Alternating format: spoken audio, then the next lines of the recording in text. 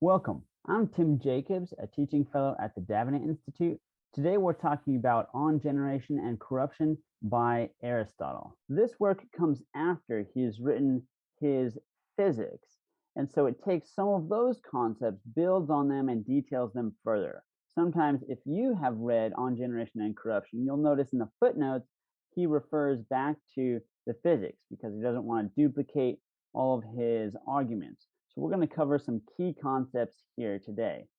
One thing to start out is, what does it mean by on generation and corruption? Well, generation has a sense of coming to be. Meanwhile, corruption is passing away. Now, what is it that is coming to be or passing away? Think of an object. First and foremost, we have an object that is going to change. All philosophy basically starts with figuring out what is a thing and what does change mean.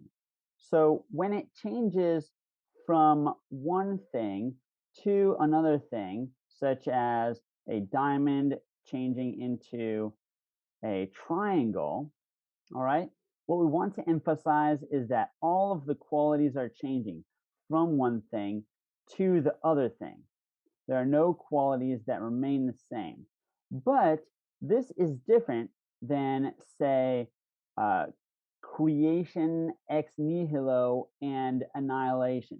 With creation and annihilation, you start with an object of one kind, and then it disappears. Another way of looking at it is that on the one hand, we have change, where the square is transforming into the triangle. There's a continuity of some kind, even though all of the properties change. With creation and annihilation, we have, say, a blue triangle, and then it simply disappears, and in its place appears a green circle. We don't see transformation. We see where there used to be one thing, now there's another thing, but there's no continuity. Now, here's the trick, right? Here's the big question. What's the difference between these two? In both cases, all of the properties of the first thing are replaced by all of the properties of the second thing. But in the first case with change, we have an underlying continuity, what Aristotle calls the substratum. And so what is this substratum? In order to have change, Aristotle says you need three things. You need a substratum and two contraries, which is to say some sort of form or quality that can be present or not present. The contraries are actuality and potentiality, or even privation, right? It has purple and then it doesn't have purple, right? Maybe the square just becomes transparent. There's a change that happens there, something like this. But in any case, in order for it to be called change, it needs to have an underlying substratum, a continuity. So when Aristotle is talking about generation and corruption, or coming to be and passing away, he is talking within the scope of change. What happens here is that the purple square passes away at the same time and insofar as the orange triangle comes to be or is generated. He does not think that there can be true creation and annihilation of matter. That's why he says and claims that matter is eternal, because he wants to hold to the preservation of mass and energy. Of course, he's not going to call it that back in his day, but he's functioning off of conservation, which we still adhere to today in modern science, conservation. And because of that, he sees no room for creation ex nihilo or complete annihilation either. So when we talk about generation and corruption, we're talking about change. We're talking about the purple square passes away and gives way to, at the same instant, the generation of the orange triangle. So now the question is about, what is that substratum? Is it matter? Is it atoms? Is it is it a chemical? Is it some sort of principle? And so what he's talking about here is the material cause. When we think about material cause, we have to think of it more in terms of like, our colloquialism, like what's the matter or the matter at hand, which basically means content, right? The subject of our conversation, the content that we're talking about. So when he says substratum, he's talking about the subject. When we say it changed from purple, a purple square, it changed to a triangle, we cannot look at the triangle and say, oh, it has changed, that the triangle changed. No, it wasn't the triangle that changed, but it wasn't exactly the square, the purple square that changed either, right?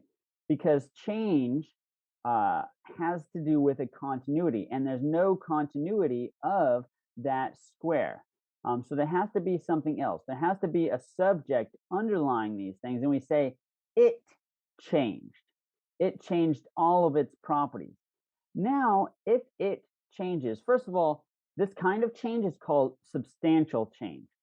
Substantial change is the change of a subject. Substance just means subject. Like in a sentence, we have a subject and we have predicates. Predicates are things we say about the subject, and we define and describe the subject with use of predicates.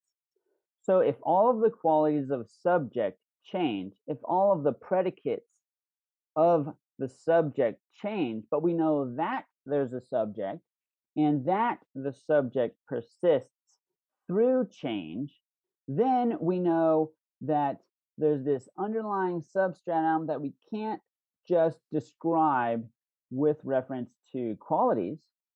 We can't describe the underlying substratum with reference to predicates because all of the predicates change. The predicates don't persevere. The substance, the subject itself, completely changes. So what is this underlying thing? It has to be potentially anything, because it has the potential to be the square or the triangle or anything at all if we're talking about change, substantial change. So it has to be sort of unlimited, pure potentiality, but it can't have any predicates. So we can't describe what it actually is. We can only refer to what it potentially is. So it's pure potential, and it is not itself a thing. This brings us to Aristotle's concept of hylomorphism. Hylomorphism is to say that for a thing, its shape and its matter are all united. So think, for example, of this blue diamond here. All right. You can describe it according to its qualities. It's a diamond shape, and it is blue. All right. It is of a certain size. Maybe it's about an inch square, something like this, right? Maybe it has equilateral angles, or sides rather, right? We can describe its form according to these different qualities. But what is it forming? Well, it's forming, I don't know, it's forming the light that's coming out of your screen, or maybe it is forming, some sort of, maybe this is a statue, right? Maybe it's forming clay, or maybe it's forming concrete, or maybe it's forming paint on a canvas, something like this, right? The form is forming something. And when you describe that something, you describe it with use of forms. But you know that form is shaping something, right? It's not just an immaterial quality that we can describe, because you can also describe form without matter, but in that sense, it's abstracted in your mind. I can talk about blue, I can talk about red, I can talk about tree or dog, And I can talk about unicorn, right? This is a concept, a form that's existing in your mind in abstraction, but unicorn is not a form that actually informs any matter. In order for something to actually be a thing called unicorn, it has to have both the form of unicorn and it has to inform matter. So a physical object has always these two aspects. We have form and matter. Form plus matter is an object. When we're talking about form, we're not when we really want to know what an object is, we want to know the essential qualities of the thing. If I point over there and I say that is, let's say, you see me on your screen, but you don't see what I'm looking at over there, right? Over there, I say, oh, that's a black, soft, large-ish thing over there, and you don't know what it is yet. You know some of its accidental or incidental qualities, right? That it's black, that it's soft. But in order to actually know the object, what it is, its essential qualities have to be described. That is a chair, right? Over there, that's a chair. That's sort of the label that we give its definition. And what is a chair? Well, a chair is black. A chair is soft. No, these are accidental qualities. A chair could be black or it could be white, it could be any color. It could be soft, it could be hard. But when I describe what is it to be a chair, what are the minimum necessary qualifications for something to be a chair? Well, it has to be at least a raised surface that for the purpose of sitting on, and it has to have a back, right? If it doesn't have a back, then it's just a stool. So it has to have a back of some kind. It could even be just a very small, short back. Doesn't necessarily even have to have legs, right? A chair in a movie theater doesn't have legs, right? Because it's like attached to the wall or whatever. Um, right, something along these lines. So we point to the essence of a thing versus its accidental qualities. And its essence is what defines the kind of substance that it is. So this here is a triangle that happens to be, or not a triangle, sorry, a diamond that happens to be blue. The diamond could be orange, right? And it's still a diamond. But if instead we have a circle, right? This circle is orange, right? If we change the qualities of having four sides, let's make it easier, right? Let's do a square instead, all right? A rectangle.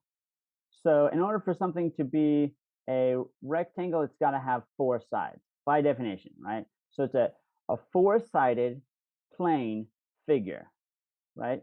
That's the definition of a rectangle. And definition of a circle is going to be something like, you know, with all of its points are equidistant from a center, right? This is sort of a Euclidean definition of a circle. It can be different colors, it can be different sizes, you can change all kinds of qualities about it. But if you change the quality of how many sides it has, then it's going to become a different shape. It's going to turn into a triangle, it's going to turn into a square, it's going to turn into a hexagon, whatever the case is, right? So this is pointing to essential and accidental qualities of a thing. So getting back to our sort of previous idea of substantial change is when all the properties of something, particularly its essential qualities, change from one thing to another, right? So the thing, what it is, square, is corrupted. It passes away and gives way to the generation of a triangle. It is change. It is one kind of change. Now, according to Aristotle, there's four different kinds of change. There's generation, there's corruption, or sort of generation and corruption are both together part of substantial change. So there's substantial change, Alteration, which is accidental change, right? This is changing of just the color or shape or, or size rather, something like this. There's growth, just getting bigger or smaller in magnitude, or locomotion, which is the change of place, the change of location. Those four uh, different types of change. And so primarily we're talking about substantial change, but when he refers to alteration in On Generation and Corruption, alteration is accidental change, change of, something like the color of the thing. So for a human, humans are defined, our essence is rational animal because we are of an animal body, but there's a difference there. We have the difference of being rational, and it doesn't, male or female. Well, it's still a human. Versus we could say male or female of a dog, but this is a human because it's a rational animal, right? Or how old, the color of the hair, things like this. These changes may take place, and they will be incidental, or you might say accidental changes rather than substantial change of accidents, accidental qualities rather than essential qualities of a thing. So with that, let's jump in further into generation and corruption.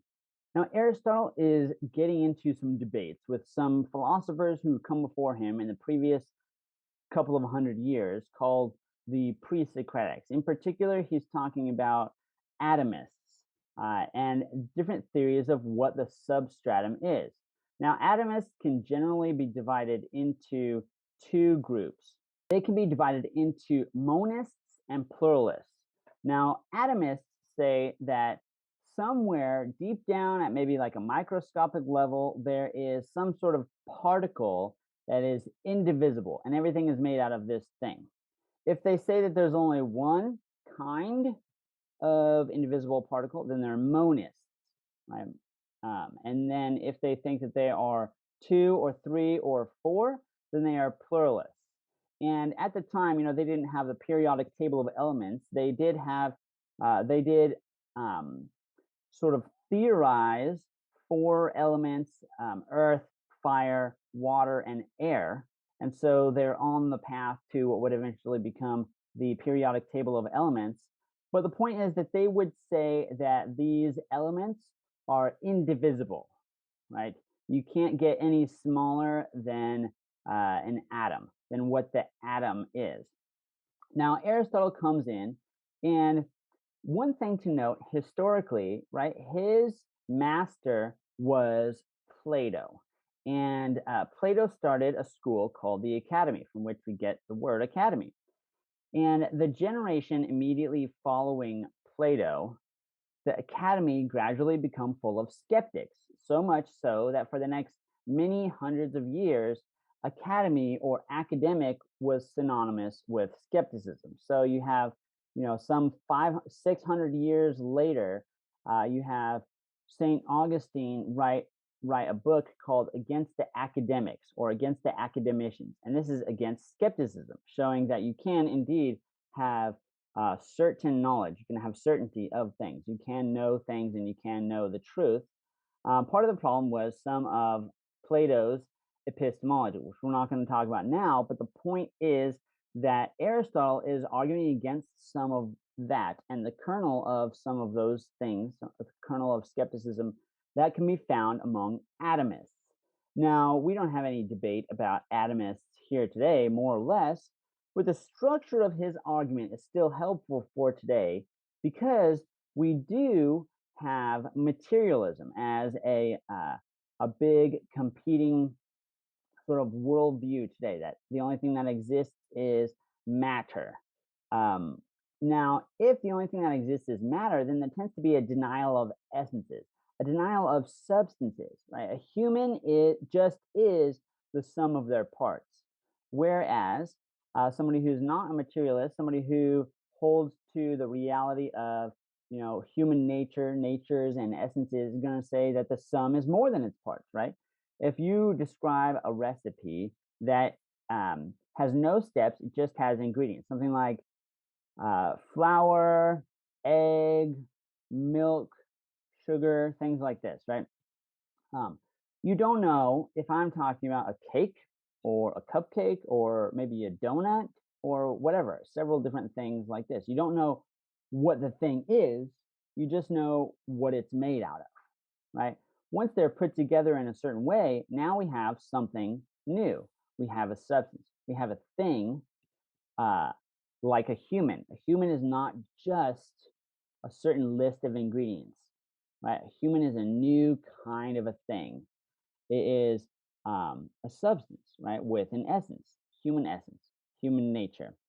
And so if one says, like the atomists, that everything is made of irreducible atoms, then everything that exists, all things, um, are really just a sort of um, deception, right? Because we perceive that there is a dog over there or that there's a human. But in reality, it's just some arrangement of the real substance. The only substances are the atoms, right? Humans are not substances with essences. Dogs are not, you know, substances with essences. Plants are not substances with essences, things like this. The only real essences are the atoms, which means that there becomes a big disparity between perception and reality. In fact, so much so that I can't know reality. I know my perceptions. And we see this as a common worldview even today, thanks to the influence of Immanuel Kant, who himself is going off of the influence of Hume and of Descartes as well. So instead of, so today, this epistemology is that the thing I know is my perception. Whereas in Aristotle, since he is a realist, the thing I know is reality. I have perceptions, but my perceptions are more or less accurate based on reality, and they can become more accurate with more observation of reality. And I truly do know reality. So that with the atomists, they're going to generate a kind of skepticism because of their materialism and the distance between knowing and perceiving. Whereas for Aristotle, they are much more united, right? We know reality. It's called immediate sense realism. Our senses, the object of our senses is reality, not just our perceptions, which honestly, if the thing that we know is perceptions, that's a third man argument because we have the thing out there, which is inaccessible, and then behind that, we have our perceptions. And so our knowledge is of perceptions. Well, what's this knowledge? That is itself a kind of perception. And back we would go to infinity. There's not really a good framework of epistemology there if we say that we can't get past our perceptions. Well, no, our perceptions are our knowledge, but our knowledge is of reality. And our knowledge, even when we have a misperception, it is clarified with more knowledge, with more perception. So I'm not going to get deeper and deeper into the modern problem of skepticism, but this is just to make a connection between Aristotle's On Generation and Corruption and the debates that are going on at his time are structurally similar to what we have today. So now I haven't really gotten into the actual book itself in terms of walking through, but just to give a sort of a quick overview of some of the chapters, right? Well, in book one of On Generation and Corruption, we have different chapters, right? The first chapter is basically the history of the questions. This is talking about atomism. In chapter two, and he introduces some of the terms, right? Coming to be, passing away, or also translated generation and corruption. And he's not yet talking. He doesn't explicitly say substantial change, but there's in other works he talks about substantial change. But that's the thing that he's talking about. And also, what is the substratum? What is matter that's underneath of this? What is that substratum? And if all of its qualities change, what's its nature? So eventually we'll get to that. In chapter two, he sort of continues the history of the question as well, right? Talking about some debates, some of the problems with certain atomists and people who have gone before him. But then in number three, he starts to talk a little bit more about substantial change and prime matter, which we'll talk about here in a second. And that also relates to generation simpliciter versus secundum quid, right? These are Latin, obviously, and he wrote in Greek, but the scholarship and translations are passed down to us through Latin. So substantial change we've kind of already described. If all the qualities of a thing change, and so if all of the form changes and the underlying matter persists through the change, we can't describe that underlying matter according to qualities. We can't describe that underlying matter as being a certain element like iron or carbon, because all of the qualities of the carbon change to be another element, something like this, right? So whatever that is, remember that it's an aspect, right? An actual thing is always form and matter combined, right? Anything that exists is form and matter, form and matter, form and matter. In order for something to be a thing, it has to be form and matter. If you just have the form, then all you have is a concept like unicorn. But if that form informs matter, then we have a thing. We have an actual unicorn or an actual object. So if all of the form changes, then the underlying persisting matter has to be described as a sort of pure potentiality. It can be potentially anything, and the form is what determines that it's actually this or that. So actuality and potentiality together, and that it is the content of what we're talking about, the subject, the substratum. So we call that underlying thing prime matter, but it's not like its own thing, right? It's not an element, it's not an atom, it's an aspect of things. So for Aristotle, as he gets into eventually into book 2, and he does sort of adhere to saying that the elements are earth, fire, wind, and water. But he says that even those can change into each other, right? That's an important difference between him and the atomists. The atomists don't say that. The atomists say that they're indivisible and unchanging, which means that any change is apparent, right? On the one hand, you can have someone like Zeno who says that if the underlying thing is unchanging, then change is just a misperception.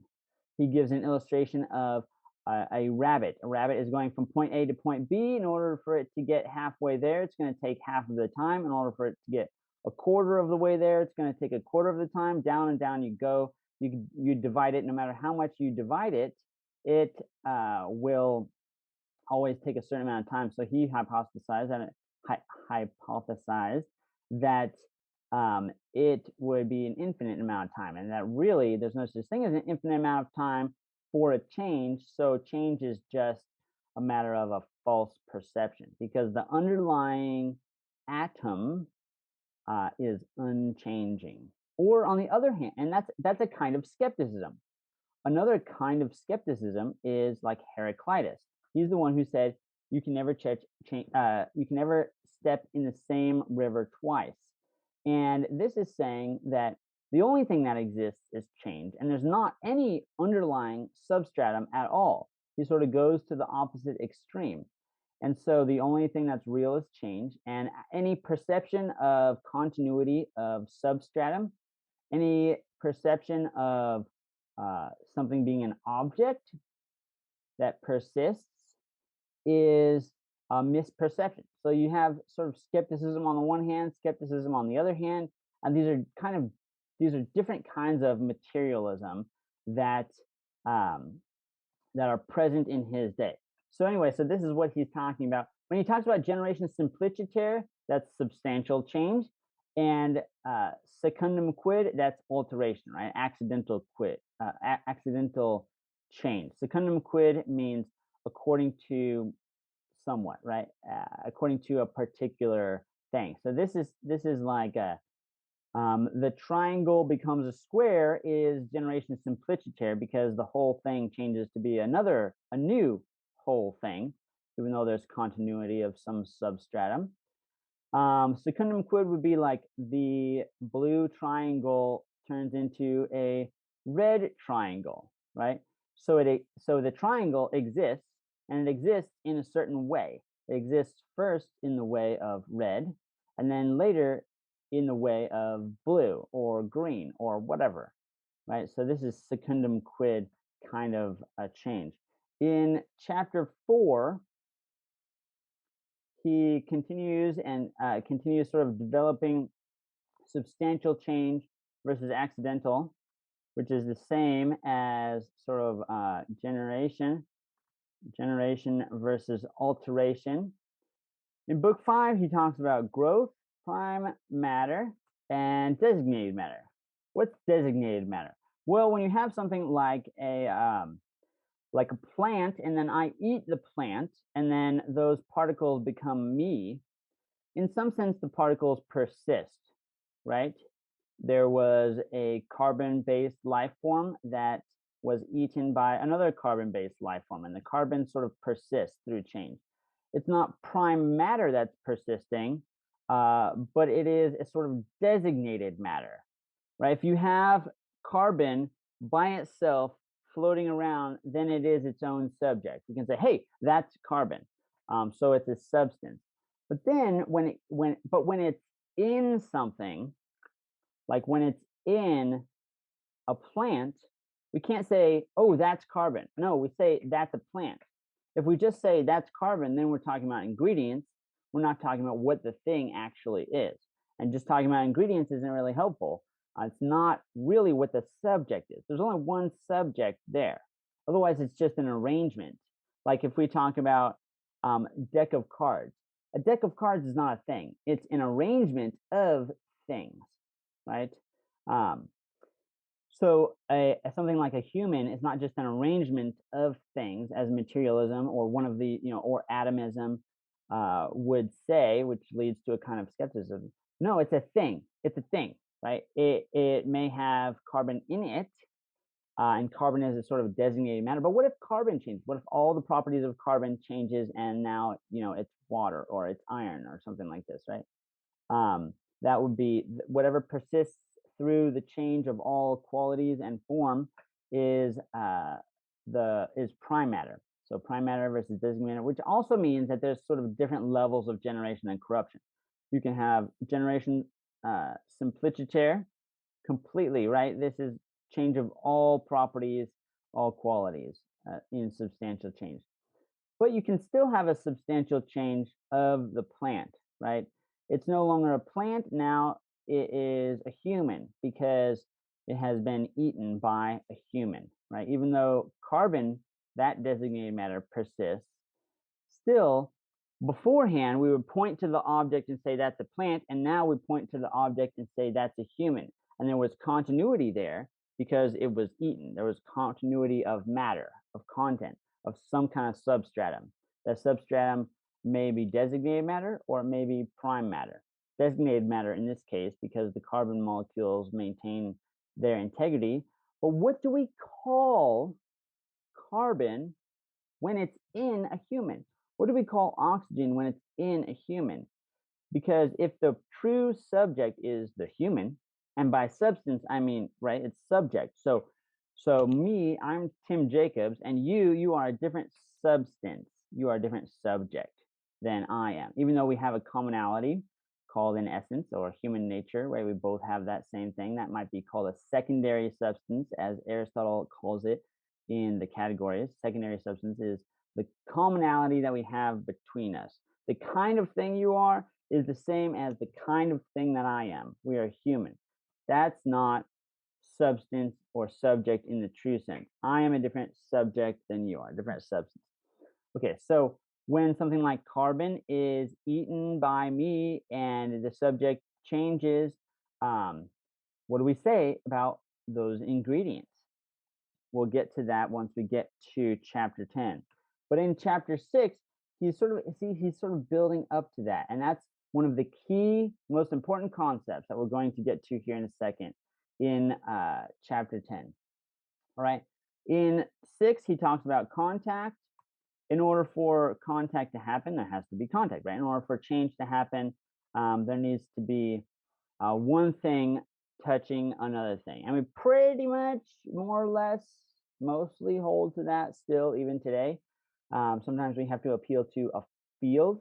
The field is the thing that touches. It's generated from one thing, but that thing causes a field, which is touching the original thing as well as touching the thing that's affected, like a magnetic field, something like this. Right? We can get into that further later. By the way, a good book I recommend if you want sort of Aristotle through modern lens. How can Aristotle help modern science, or what have we lost in modern science? What do we need to recover? How is Aristotle not as antiquated as you think he is? I recommend Ed Feser's book called Aristotle's Revenge. It's a great book. Right. Okay. So in 7, he's talking about action and passion. Now, when we say passion, this is the concept of suffering, of receiving passivity. I am affected by something. So affecting is an outward thing versus being affected. That's sort of what action and passion mean here. And then in chapter 8, we sort of talk more about action. How does action occur? That's sort of his discussion. He also talks briefly about the universe and void, right? Is there such a thing as a void? So just, I mean, super brief. There's an encyclopedia, online Encyclopedia Britannica article on Aristotle's concept of place, which I recommend reading. Place is different than space. Newtonian space, which is kind of the habit that we're thinking of, we tend to think of space as a cosmic grid, an empty grid that is infinite in dimension, as a canvas on which things exist. The universe exists on this canvas. And so the canvas sort of spreads out to infinity, even beyond the bounds of all physical matter. Aristotle doesn't hold that. Aristotle says that all that is stuff. You can't have, nothing is not a thing, right? So whatever is the furthest particle or light, photon of the universe, like there's nothing outside of the universe. There's nothing outside of the furthest galaxy. There just is those things. And place is where a thing happens to be in relation to other things. Now, you can't have a void in that if you have something over here and something over here and nothing in between, then there's a void. But the universe is not a sort of cosmic infinite grid. The universe is the sum collection of all that is. And there's not sort of an infinite nothingness beyond it, because nothing is nothing. It's nothing. There's nothing there. It's nothing. Not even a grid.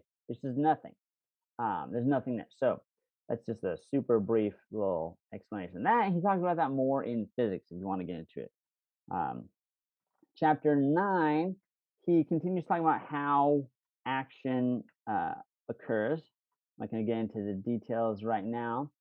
And then in chapter 10, this is one of the most important chapters. This is where he talks about virtual presence.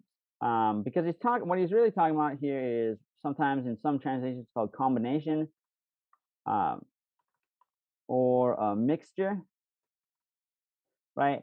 This is where, I mean, it's a brief single chapter. It's easy to think this is just a tangent, but it's actually sort of some of the whole point. It's essential. In order to avoid the skepticism and materialism of the atomists, you need to say that change is genuine. In order to say that change is genuine, you need to have an underlying substratum and true substantial change, right? But once we have those categories, now, as we've seen, it's going to generate the questions of what happens when you have something that's not simple, like an atom, a complex thing made of other things, like a human. The human is a substance, but isn't it made of substances? Is a human just an arrangement of things? Is a human a collection of things, or is a human just a thing? Well, Aristotle is going to say a human is just a thing. There's only one thing there. The thingness is that's a human, right? That's Tim Jacobs or whoever, whatever your name is, that individual person. That's the subject. There's only one subject there. And so what do we say of its sort of ingredients? What do we say of the carbon in the apple once I eat it and it becomes part of me? The carbon sort of persisted through change.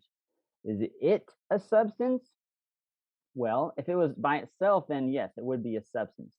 But let me explain it kind of like this. Let's bring up a let's say a H2O, right?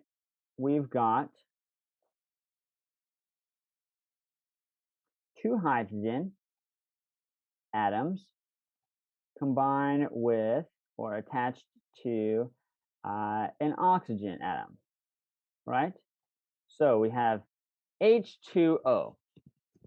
Now, it could be that at one time we have these sort of three atoms kind of floating around by themselves.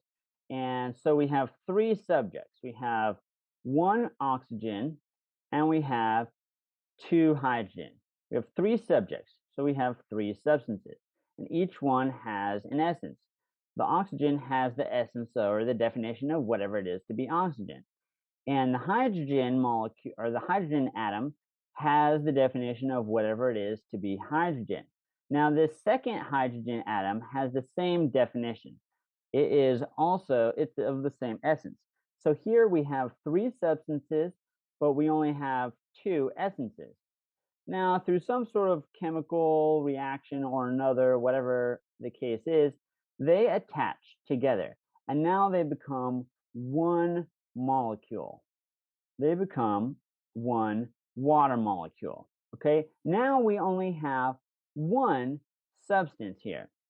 Now we only have one substance, one subject. We have one atom, one molecule. We have a one water molecule, one subject. All right. But inside it, you can still see three atoms. What do we say of those atoms? They seem to still partially maintain their powers, their actions, their qualities, but water is not the same as hydrogen. It's not the same as oxygen. It's a new thing. It's a new essence. It may be composed of other things, but water is a new kind of a thing. The sum is greater than just its parts. The whole is greater than the sum of its parts. It's a new kind of thing. But we also know that it could separate back out into three atoms, potentially, right? So we say while they are together, that the three atoms are virtually present. Virtual just means that they have a power. They may even still act according to their power in some way, shape, or form, right? But they could become their own subject again. There is a kind of underlying persistence there, even while the substance has changed. There has been a substantial change, right? Not an accidental change. It's not just an accidental relation. So like the difference between a pile of cards and a stack of cards is a difference of accidental relation. It is just an arrangement. It's not that the substance or the subject has changed, right? Whereas in this case, it has changed.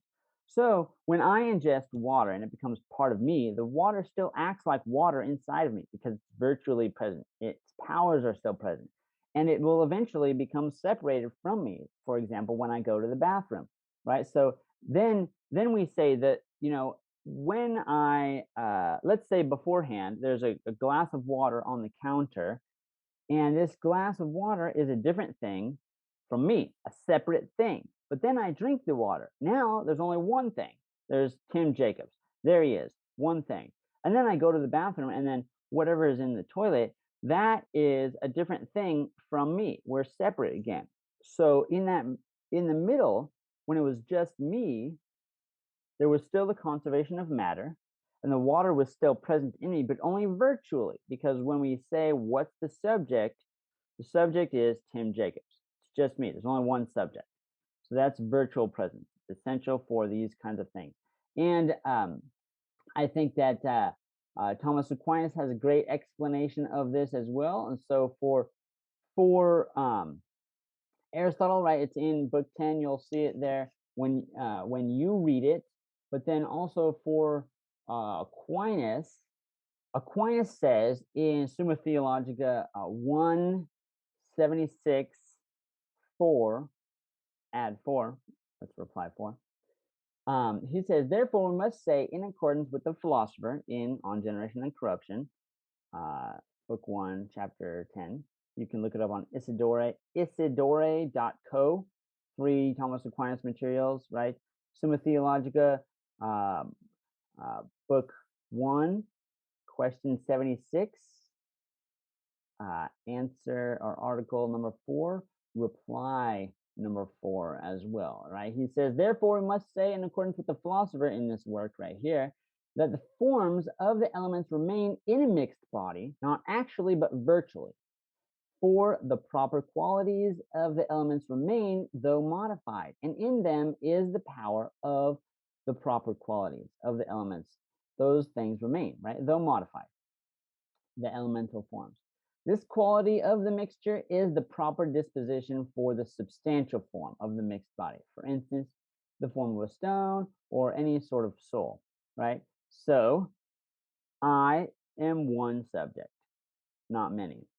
Now, I'm not going to go into detail in book 2 of this work of On Generation and Corruption. He talks about the elements. He talks about fire, air, water, and earth, how they can change into each other, the aspects that are involved there, tangibles and contraries, right? Elemental generation and transformation. You have to hold that even the elements can change in order for substantial change to occur. He talks further, especially like in book 5, against monism, against atomism and pluralism, right? Books 5 and 6. In 7, he is kind of contra materialism, some things like this. He talks about compound bodies in 8. In 9, he talks a little bit about causes, but in 10 is kind of interesting. In 10, he talks about the unmoved mover briefly. All right, so something he says in towards the end of that book of book 2, chapter 10, he says, if the movement, right, he's talking about change, if change is continuous, what it initiates must be single, unmoved, ungenerated, incapable of alteration. So the essence of what a thing is doesn't explain why it's changing in a certain way. It changes because something outside of it acts upon it.